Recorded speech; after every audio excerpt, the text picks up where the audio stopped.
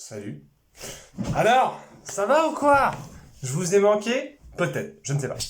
Alors, bienvenue sur la chaîne de l'Avengers du cinéma. Je suis l'Avengers du cinéma. Aujourd'hui, on va parler de plein de petites choses. Alors aujourd'hui, voilà, on fait une vidéo comme ça un peu à l'improviste. On va parler de Kaamelott, on va parler de Loki, on va parler de Black Widow. Voilà, aujourd'hui, c'est la vidéo du plaisir. Ah, c'est la vidéo du kiff. La vidéo fera peut-être 45 minutes. Je n'en ai rien à faire. C'est ma chaîne YouTube. Je fais ce que je veux. Et oui. Alors, déjà, commençons par dire que voilà, depuis le mois de mai, les cinémas ont rouvert. Donc ça c'est cool, j'arrive un peu après la guerre. Effectivement, je n'ai pas sorti de vidéo depuis un long moment, mais c'est l'été, le travail, les vacances, etc. etc. Mais j'ai vu pas mal de choses.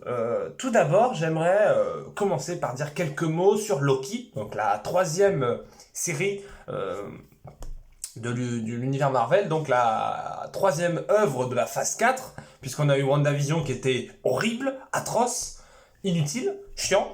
Nous avons eu le Faucon et Soldat de l'hiver qui était exceptionnelle, audacieuse, bien mise en scène, cool, stylée. Que dire de plus? Et donc là, je me rappelle quand, au mois de novembre 2020, nous avions eu la réunion des actionnaires Disney, et que Disney, dans la nuit, avait balancé pas mal de trailers, pas mal d'informations, notamment des trailers pour leur série, et que au niveau des trailers, Loki était, sur l'ensemble des séries Marvel, était celle qui me hypait, celle qui m'intéressait le plus. Je me disais, ok, on va retrouver Loki, en plus il y a Owen Wilson dans la série, enfin, ça m'intriguait. Je me disais, ça peut être intéressant, ça peut être sympathique. Et finalement, ça a dépassé de très très loin, mais alors toutes mes espérances. Il y a de l'ambition visuelle exceptionnelle, la mise en scène est incroyable. Je pense à l'épisode 3 où il y a un plan séquence à la fin qui est tout bonnement génialissime. Les acteurs s'amusent et on le ressent. Il y a une vraie alchimie entre les acteurs et les actrices. C'est exceptionnel. Le scénario est complètement dingue. Et le tout dernier épisode, on en parle ou on n'en parle pas? Alors attention, spoiler. C'est-à-dire que là, bon, je vais pas partir dans des théories. Peut-être que je ferai une vidéo théorie sur Marvel. Si ça intéresse certaines personnes, dites-le en commentaire. En fait, Sylvie donc a tué le gentil Kang, on va dire, hein, le variant de Kang gentil. Et du coup, étant donné que c'était lui qui gérait le flux temporel, elle a détruit le flux temporel et elle a du coup complètement envoyé valdinguer le multivers qui était déjà un peu chaotique et qui va, je pense, être le fil rouge de la phase 4, à savoir réparer le multivers. Et du coup, Kang sera le grand méchant de cette phase 4 et peut-être de la phase 5, qu'on appellera du coup, si la phase 1, 2 et 3 du MCU s'appelait la Infinity Saga parce que le fil rouge c'était les pierres d'infinité, je pense que celle-ci sera la Multiverse Saga ou quelque chose dans ce style-là. Tu vois. Donc la fin de Loki était exceptionnelle, un peu de la même manière. Alors j'adore tout autant Faucon et Soldat d'hiver, mais je trouve que Loki amène le MCU à un autre niveau. C'est-à-dire que Faucon et Soldat d'hiver, ça parlait de transmission du symbole de l'Amérique, à savoir le bouclier, à savoir trouver un nouveau Captain America. Ça parlait beaucoup de racisme dans le monde des super-héros, à savoir est-ce qu'un super-héros noir peut être un vrai super-héros, peut être Captain America. C'était extrêmement intéressant. Mais là, Loki, on va dans des temporalités alternatives, ça parle de multivers, enfin, il y a un truc très, très grand, quoi. Le MCU, c'est terminé, Tony Stark qui fabrique une petite armure de bric et de brac dans une grotte en Afghanistan. Non, là, on est clairement dans des problèmes de l'univers. C'est même plus sauver une ville ou sauver une planète, là, c'est sauver le multivers. Donc, vous voyez un peu où je veux en venir. Donc, Loki, c'est 6 épisodes, c'est exceptionnel, tout bonnement génial ici.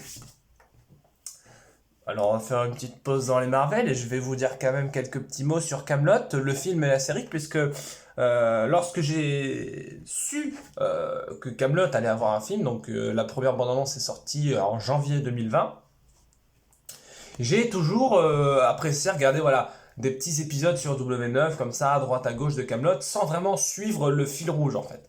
Et du coup je me suis dit, le film va sortir, on regarde la série en entier. Donc j'ai regardé les 6 livres de Kaamelott. je vais pas faire une critique ou une analyse de Kaamelott, je vais juste vous dire deux, trois mots parce que tout a déjà été dit, c'est extrêmement bien mis en scène, le texte est écrit au cordeau, les acteurs sont absolument géniaux, les répliques sont formidables, c'est drôle, et dans les saisons 5 et 6, c'est un peu moins drôle, mais c'est toujours exceptionnel, ça parle de parentalité, ça parle de dépression, vous savez que ce sont deux thèmes que j'apprécie particulièrement dans les œuvres de fiction, donc c'est quelque chose, Kaamelott, qui avait tout pour me plaire, et donc j'ai fini le livre 6, je crois, 2 jours avant d'aller voir le film, donc c'était encore frais dans ma tête, et ben, en fait, dans le film, on retrouve tout ce qui a fait le succès de Kaamelott, tout ce qui a fait la qualité de Kaamelott, à savoir les qualités que je viens de vous énoncer. Euh, Kaamelott, en fait, a grandi depuis le livre 1, 2, 3, 4, 5, 6, jusqu'à c'était un peu, en quelque sorte, une obligation. Attention, je mets des grosses guillemets. C'était logique que Alexandre Astier fasse un film, parce que Kaamelott a toujours eu envie de grandeur, a toujours eu envie de filmer des grosses batailles, de filmer des paysages, de faire évoluer ses personnages. Et c'est exactement ce qui s'est passé. Je trouve la photographie dans ce film est exceptionnelle. Je trouve qu'il y a des plans qui sont vraiment qui ont de la gueule. Je pense notamment à toutes les scènes dans le désert au début du film qui, moi, m'ont fait quelque chose quand même, qui fait un peu penser à Indiana Jones d'ailleurs. Si j'avais des réserves, parce que j'ai des réserves, Kaamelott est un film exceptionnel et que j'ai adoré. Je pense que c'est là dans le top 10 des meilleurs films français jamais faits parce que le cinéma français c'est pas très bien. Eh bien en fait, concrètement, ce que j'ai envie de vous dire, c'est que euh, il y a certaines faiblesses d'écriture, je trouve. Alors attention, c'est pas des grosses faiblesses, mais il y a deux, trois petits trucs du scénario que j'ai pas trop apprécié, notamment les personnages qui se retrouvent après 10 ans sans se parler, où ils se voient comme ça, pas très logique. Notamment, je trouve également que les dernières 20 minutes sont bien, hein, la fin du film est bien, mais elle pêche un peu en termes de rythme, je trouve.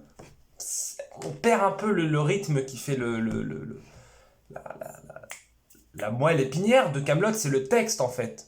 Et même si le texte est toujours très bien, en termes de réalisation, de musique et de mise en scène, ça perd un peu en rythme. Mais voilà, Kaamelott pour moi c'est un 20 sur 20, allez un 18 sur 20, c'est exceptionnel, franchement foncez, mais foncez le voir, courez le voir, hein. Donc vraiment exceptionnel. Et maintenant, vous savez de quoi je vous parlais, vous savez ce que je vais vous dire. Marvel est revenu au cinéma après 2 ans. C'est-à-dire qu'on avait eu Avengers Endgame qui est le plus grand film qu'un être humain ait pu réaliser sur l'ensemble de l'histoire de l'humanité. J'en fais trop, c'est possible. C'est ma chaîne YouTube. Euh, Et on a eu ensuite Spider-Man Far From Home qui était évidemment bien loin d'être à la portée émotionnelle ou visuelle d'un Avengers Endgame, mais qui était quand même très très bien, on va pas se mentir, qui était quand même cool. Il y avait des scènes d'action, il y avait... Franchement, Far From Home, c'était un bon Spider-Man, on va pas se mentir. Chacun son opinion, bien entendu, mais moi, Tom Holland en Spider-Man, j'aime bien.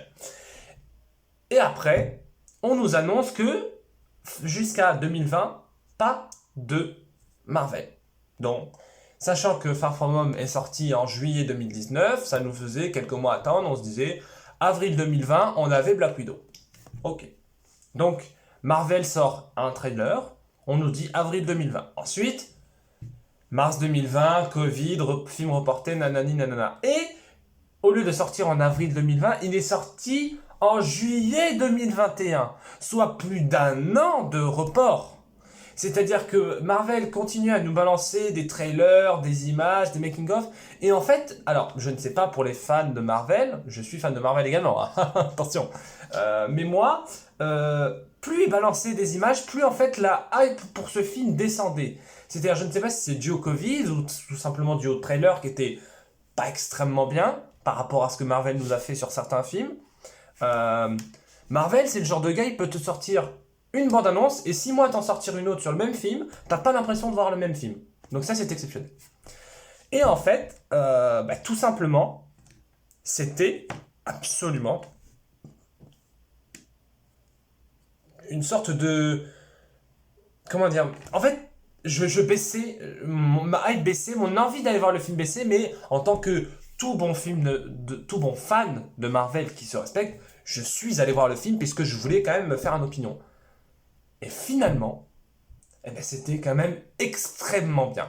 Je pense que, donc c'est le 24e film Marvel, je pense qu'il est plutôt dans la moyenne des films Marvel.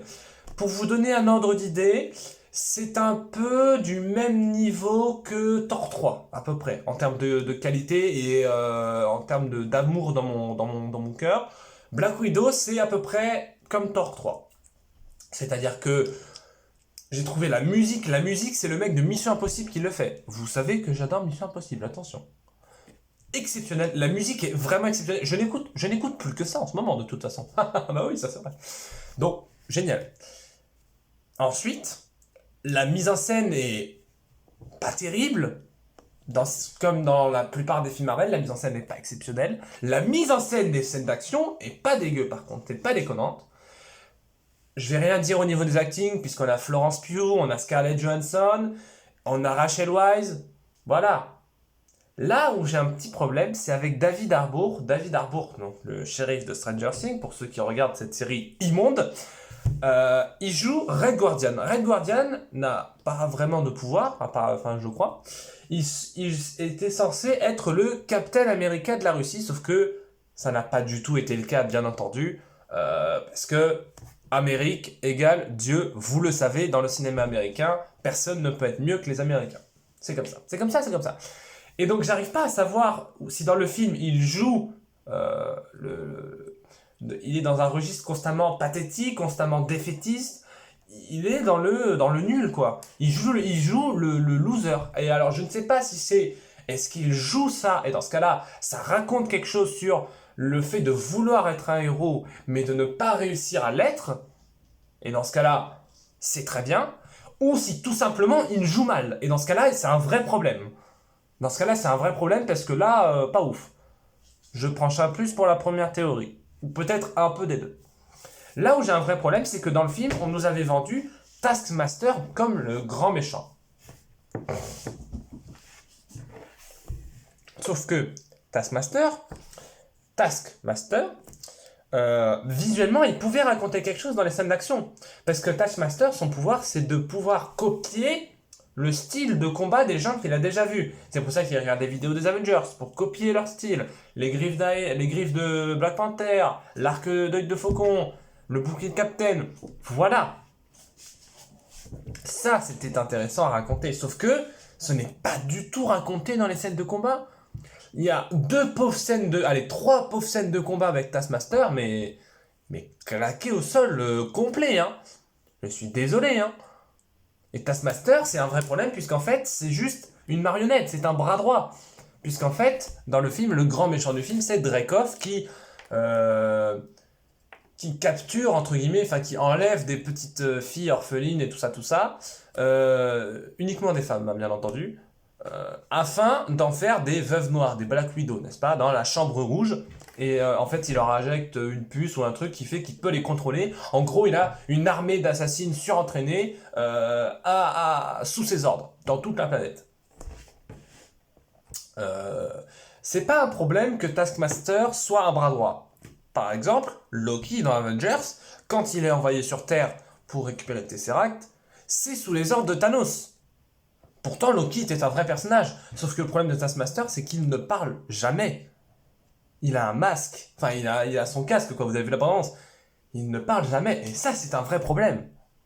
Puisque du coup, le personnage est totalement dépersonnifié. C'est juste une marionnette comme ça, prétexte à des scènes d'action pas très bien. Et donc, le grand méchant du film, Dreykov, là, c'est intéressant puisque c'est quelqu'un du passé de Natasha, de Yelena. Et Yelena, c'est Florence Pugh, c'est la nouvelle Black Widow. On verra plus tard. Donc, c'est assez... comment dire? Ce qui aurait été extrêmement intéressant, c'est ce que j'ai dit à ceux avec qui j'ai été voir le film, c'est que si on avait mis Dreykov, donc le général Dreykov, dans l'armure du Taskmaster, là, ça aurait été très intéressant. Puisque non seulement le personnage aurait pu parler, Mais non seulement ça aurait raconté quelque chose sur le passé de Natasha qui cherche à la rattraper pour se venger. Et là, ça aurait été exceptionnel. Donc Black Widow, pour moi, c'est un 14, c'est un 15 sur 20 à peu près. C'est très bien, c'est correct, c'est pas exceptionnel au niveau d'un Avengers, mais ça reste très sympathique. Et la scène post-générique nous vend, là encore, un futur du MCU plutôt exceptionnel. Donc voilà. C'était l'Avengers du cinéma, ça m'a fait plaisir de faire cette petite critique de l'été. Je reviendrai peut-être si j'ai du temps la semaine prochaine pour vous parler de The Suicide Squad que je vais voir vendredi. Allez, ciao tout le monde, c'était l'Avengers du cinéma, à bientôt!